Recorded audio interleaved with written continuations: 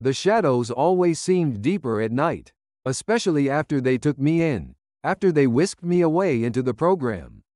They called it the Witness Protection Program, a sanctuary, a new beginning. But the safe houses, the places they hid us, felt more like gilded cages. Traps built of enforced silence and endless surveillance. I was Sarah, or at least, that's what I was now, a ghost of a person. My old life, a blur of faces and places, a tapestry of memories now ripped and torn, was erased, replaced by an identity I barely recognized, a name I barely answered to. The first house was in a quiet suburb, all manicured lawns and silent nights. The kind of place where nothing ever happened, or so it seemed. It was the silence that got to me, the suffocating absence of the city's constant hum. The reassuring sounds of life I'd once taken for granted. It felt heavy, suffocating. I'd spend hours staring out the window, watching the streetlights cast long, dancing shadows that stretched and twisted in the darkness. There was a woman across the street, always in her window. A gaunt figure framed by the yellow glow of her living room.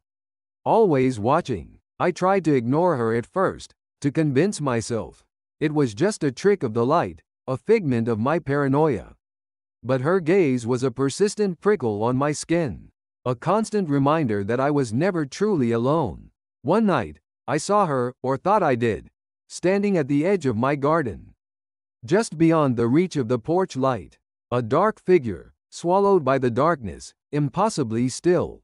I blinked, and she was gone, vanished as quickly as she had appeared. The next house was in a rural town, surrounded by endless fields of corn that swayed in the wind like restless ghosts. The wind whispered through the tall grass, a mournful song that kept me awake. A symphony of unease that played in my ears night after night. I met a man there, a fellow guest, as they called us. A man named Thomas, his eyes holding the weight of 1,000 unspoken stories. He was quiet, haunted by something I couldn't decipher, a darkness that seemed to cling to him like a second skin. He would sit for hours, carving small figures from wood, his hands trembling, his knuckles white with the strain. One day, he showed me a bird, a raven, perfectly rendered, its dark feathers captured with an uncanny accuracy. That night, I heard a tapping at my window, a frantic, insistent sound that sent a jolt of icy fear through me. The raven. I looked out, and there he was, the man, Thomas. But his eyes, they weren't human anymore. They were black, empty, like the hollow sockets of a skull, reflecting nothing but the endless night. The final house was a small apartment in a bustling city, a concrete jungle of noise and anonymity. The noise was a relief, a distraction from the horrors that haunted my waking moments, a shield against the silence that had threatened to consume me. But the memories, they were louder here, amplified by the city's constant energy. They clawed at the edges of my mind, threatening to break through, to shatter the fragile facade of my new life. I started seeing things, shadows that moved in the periphery, whispers in the crowded streets that spoke my name, taunting me with their familiarity.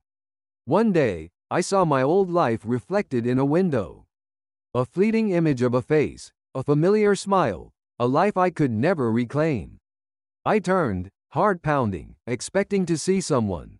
But it was gone, vanished like a dream.